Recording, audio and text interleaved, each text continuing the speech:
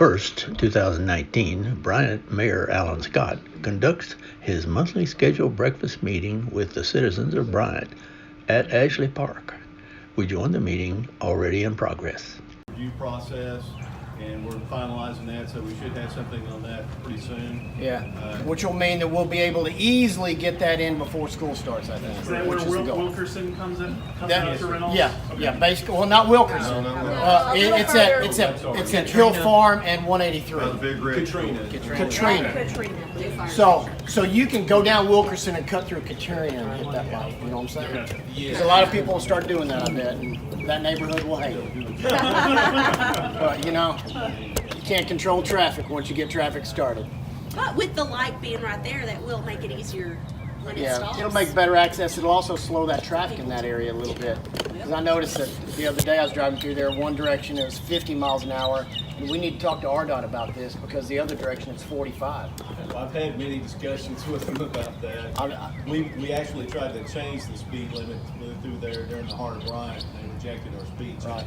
Well, I'm going to remind me, and I'll write a letter and see what I can do about it. At least get the speed consistent, is what I think. Because how can you enforce it if one direction is 50, the other direction is 45? So, anyway, that's that one. At Highway 5 and Parkway, we're working on, still on the design on that one? Yes, sir. It has not been submitted to RDOT, but Okay. we've engaged an engineering firm, and they're actively getting a temporary signalization Yeah. together. So we're getting the design plan together on that, and that will be in place as soon as possible. If we can get it before school starts, we're going to do that. But as soon as we can get it, we're going to have that in there because, as anybody knows that they've heard recently, there's a fair amount of accidents at that intersection on a pretty regular basis during school. Partly because the traffic's so heavy, people get a little impatient, and then they say, "Well, let's go," and they shouldn't have, or they should maybe. We can get that blind spot on that hill too. Yeah, or instead of maybe trying to turn left, they should maybe just go ahead and turn right and take a little alternate route to get back to the interstate or wherever they're going. It's inconvenient right now, but hopefully we'll get it done soon. The other intersection improvement we had a public meeting on this past month, which was at Hill Farm, Hilldale, and Parkway, right near the school at that intersection. I guess it's Oak Meadows is that neighborhood right next door? It's Hilldale and Oak Hilltop. Crossing. Oak Crossing. Yes. Hilldale and Hilltop. Did I say different on roads? Hill Farm, sorry.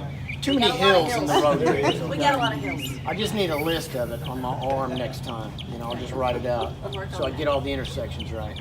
So Hill Farm, Hilldale, Hilltop, and Parkway. I'll get it right.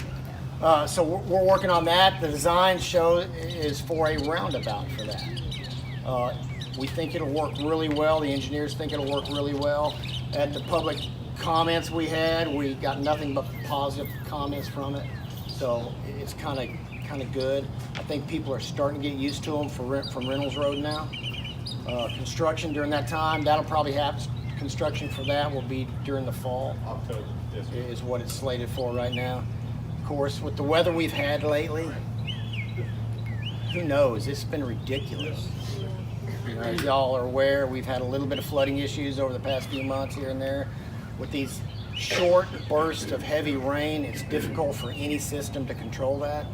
We are in the process of working through those problems, though. We've earmarked some money for that, up to $1 million out of our basically our savings is earmarked for that. We've got a bunch of different projects set up that we've identified as real problem areas and that everybody knows is a problem area. We're looking on the engineering for that, see what we need to do, and then from there we'll start working on figuring out how to do it.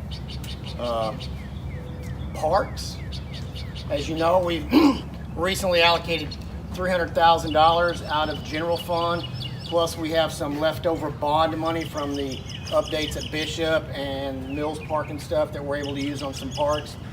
So as a result of that, we're able to start fixing this park and Alcoa Park, which both of them desperately need it.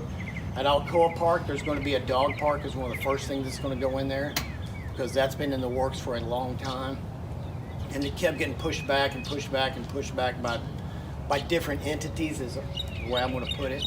And it's going to happen. This park, And Chris Treat is Director of Parks. He can do a better job of explaining it to me. But basically, we're doing a total revamp of this park. We're going to redo all the ball fields. This building is going to go down. Eventually, we will have additional parking in that area over there, I believe, as well as a new facility where they can practice indoors or whatever if they want to. And a playground will be in this park as well after it's all done. The playground is not in the first phase right now because it's going to be over in this area, and we have to do some other upgrades before we can get the playground in. We do have some old playground equipment that I've been trying to see if it's worthwhile bringing and maybe putting some over at least by City Hall temporarily. Okay. But I don't know. You know, That we're swing looking has at not always been there, has it? it has been as long as I know, Okay. but I I just noticed it the other day. yeah, that swing and that basketball court has been there as well. But other than that, I don't know. So Chris can probably do a better job of explaining the process and project, how we're going to do the phasing of this. So take it away, Chris. Yeah, sure. So this year the focus is on Ashley Park. As the mayor said, we're going to be doing demolition. We're going to take this building out. The batting cages will stay. The 3 ball fields will be redone. Right now they're not even lined up correctly. So when we take all the fencing out and dugouts, we'll be able to line the fields correctly, upgrade all of the playing surface so that it drains better. Right now, if it rains at this park, nobody can play for days. Yeah. But we're going to put the clay that drains better. We're also, one of the biggest things that's going to really help this park is the lighting. Right now there's no electricity in this park. One of the reasons is it's so expensive to run these old lights. Yeah. So we're going to get all new. And another lighting. reason there's no electricity, if you happen to, when we're done, if you want to go around and look, you can see where our electric service comes in, and it's collapsed basically. So we had the electric company disconnected for safety's sake. Go ahead, I'm sorry. No, you're fine. And so that's in phase 2 of this plan will then focus on Alcoa 40. Phase 1 at Alcoa 40 is the dog park. We should have, which where that front softball field is, and we've got plans here if you want to pick one of those up.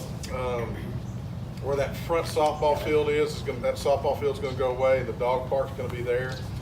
We should have the fencing, that demo done and the fencing done for the dog park in July.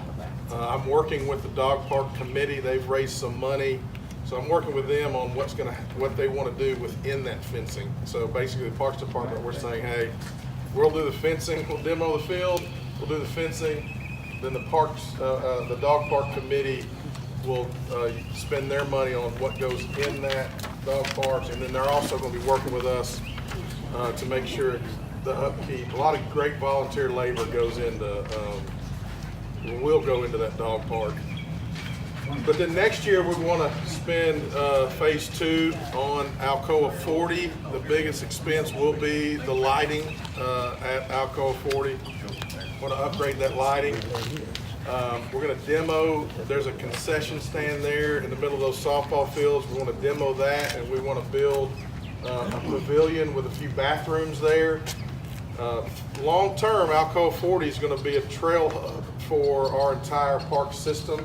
The goal will be eventually you could get on a trail at Midland, which is north of the interstate, and get all the way to Bishop Park and back. And then eventually, I know the Southwest Trail is supposed to come through. Yeah, Southwest Trail is going to come through Bauxite, and there are plans for a connector from Bryant to the Southwest Trail, so people can park here and travel that way and get to the Southwest Trail that way. Right. It's a good way to get people here, park their car, ride their bicycle, they come back, and then they eat in town because they get real hungry after a bike ride. Or at least I do. Southwest Trail?